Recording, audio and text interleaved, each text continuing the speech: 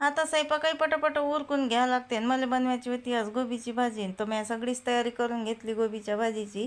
फक्त टमाटर राहिलं होतं आपलं कापायचं. गोबी कापून ओके होती आणि हिरव्या मिरच्या तशाच पडेल होत्या बाजूनं.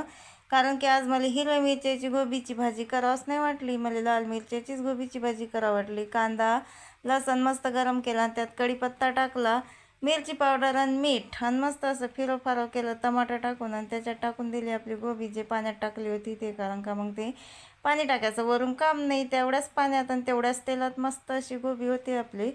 आता ही गोबी लई मोठी झाली होती, पण आता भाजी झाल्यावर अशी सुकते ते, तर मग शिजल्यावर आणि मस्त असा वास सुटला होता गोबीला. आता गोबीवर झाकण ठेवायचं होतं, प्लेट तर काही दिसली नाही. मग शेंगदाणे भाजले होते सकाळी तर तावाच ठेवला आणि एक बार गोबीला पलटण दिलं तर पाहिलं मग गोबीतून मस्त अशा वाफा निघू राहिल्या. पीठ चुरून घेतलं आणि स्वयंपाक करायला बसली. आज जाड्याच पोळ्या टाकणार आम्ही 2.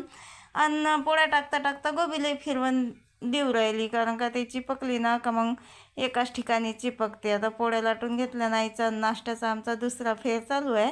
आईचंही काम चालू आहे बाहेर, कारण की आज कुरड्या करायला लागते. आई म्हणली सांबार लय मस्त झाला, टेस्टी, एक घास खाऊन पाय. पण खरंच लय टेस्टी झाला होता. मी एक घास खाऊन पाहिला तर मला खा वाटलं, मग चम्मचच घेतला डायरेक्ट आणि पोळ्याही शेकणं चालू होत्या आणि नाश्ताही करणं चालू होता.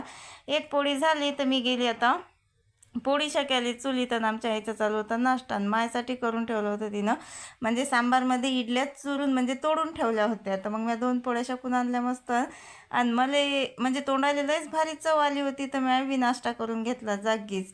आणि आता नाश्ता झाल्यावर मला आवरायचा होता पसारा, कारण की बाहेर कुरड्या करायला जायचं होतं. भाजी काढून घेतली आणि आमची आई बनवू राहिली आंब्याच्या उसऱ्या. चला तर मग भेटूया पुढच्या ब्लॉगमध्ये. बाय.